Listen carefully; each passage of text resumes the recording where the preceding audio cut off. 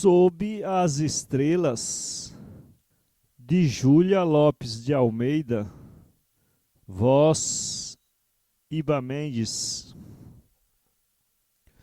O padre Júlio voltava do seminário, de coroa aberta e de batina, pronto para servir a Deus na sua vila mineira, alcondorada sobre precipícios de verdura e rochedos abruptos.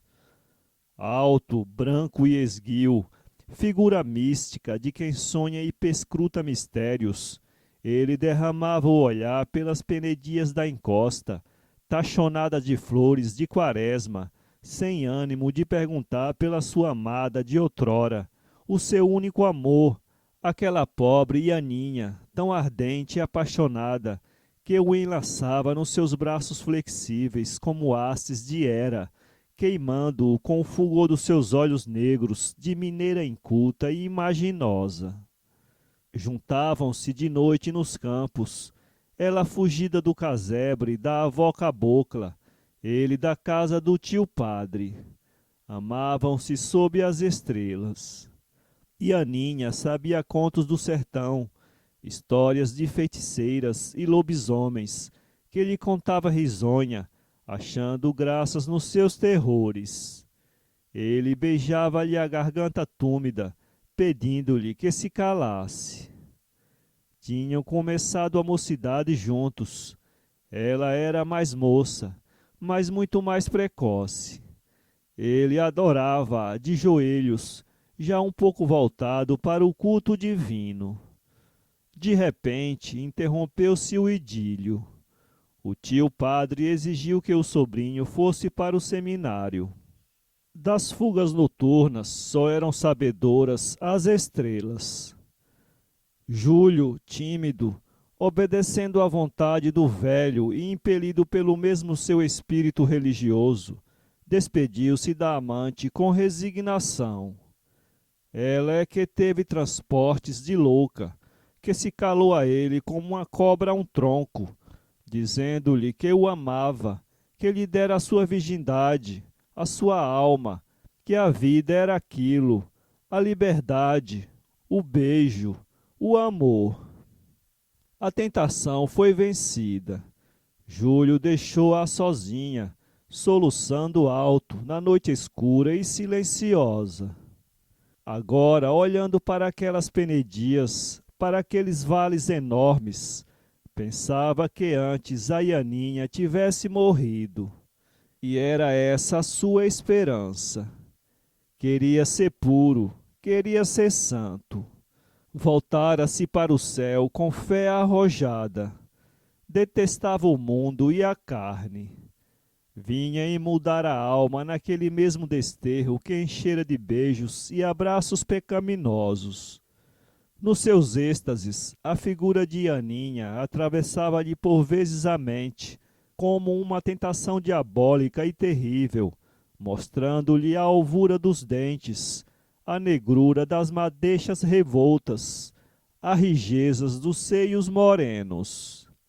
Excomungava-a, amaldiçoava-a, enchia-se de cilícios e caía chorando, contrito, esmagado pelo remorso, numa alucinação dolorosa, sem achar meio de se purificar daquele passado que o assombrava.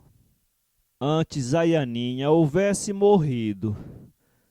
Para saber isso e com medo de o perguntar, Júlio foi ao cemitério, que era um canteiro de pequeno. Ajoelhou-se em frente de cada sepultura. De quem era esta? De quem era aquela? Perguntava. O coveiro sabia os nomes de todos os enterrados. Morria-se tão pouco ali. Uma era da tia Zefina, outra do Simeão, outra... Eram todos velhos, muito velhinhos já. A Ianinha, então, vivia ainda.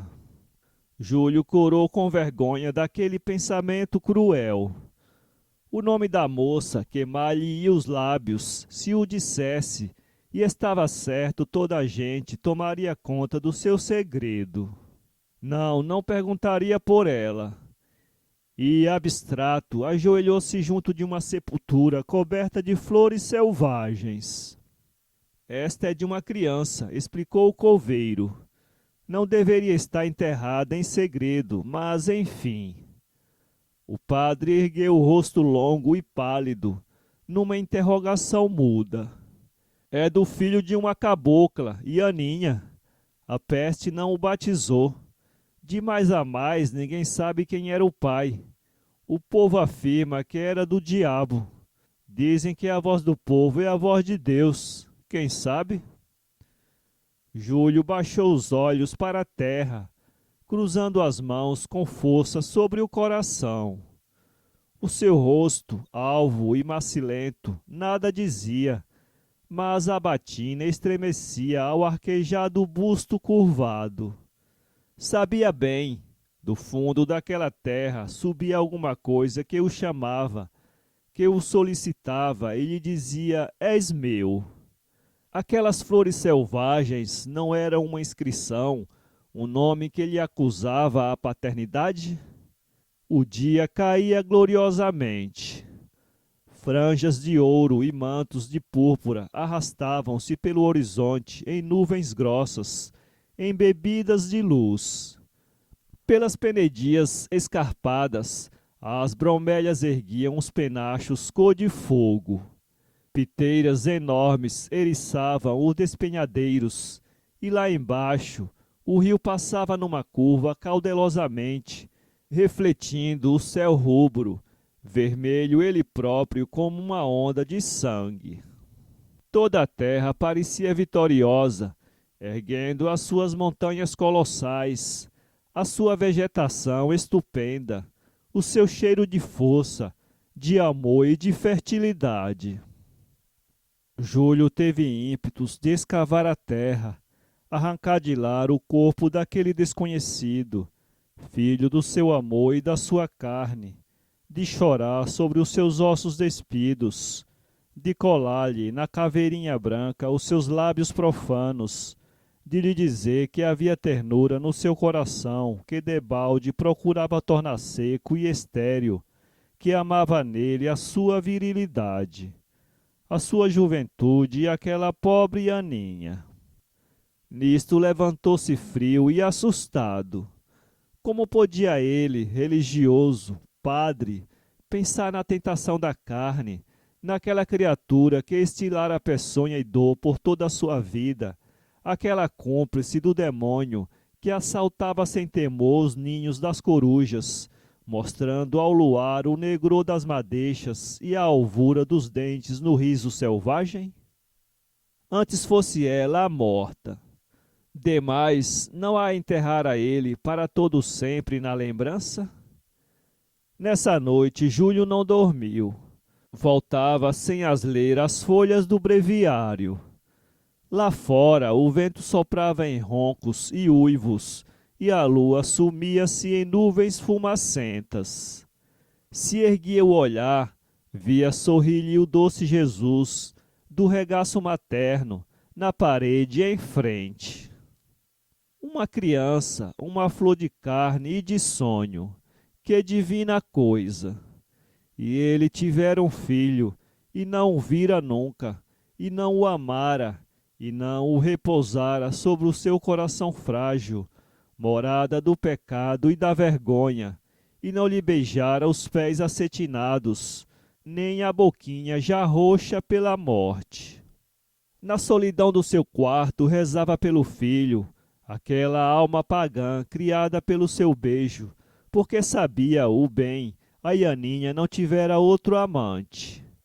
Era ele o seu dono, o Senhor absoluto e muito amado, o Deus supremo daquela selvagem, filha da terra e amiga da terra, para quem a natureza era a única Bíblia a quem abria a sua alma simples.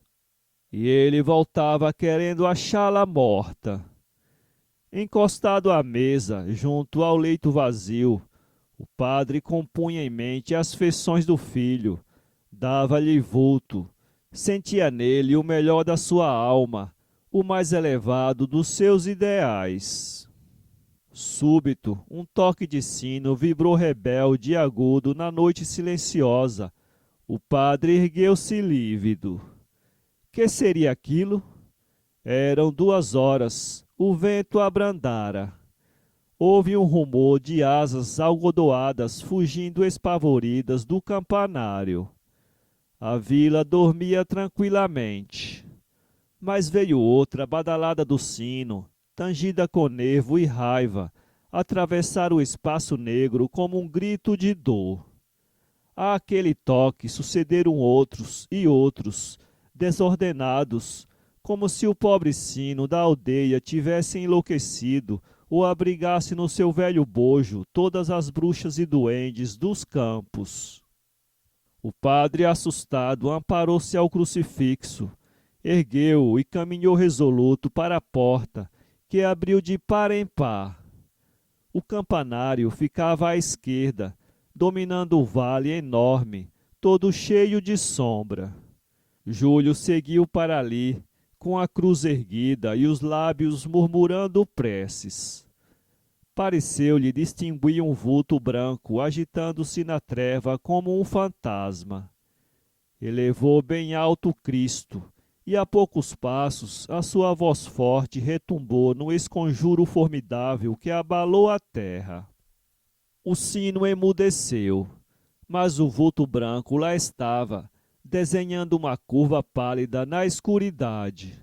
O padre chegou-se para o campanário, audaciosamente, sentindo-se bem apoiado no crucifixo e na sua fé religiosa. A poucos passos estacou.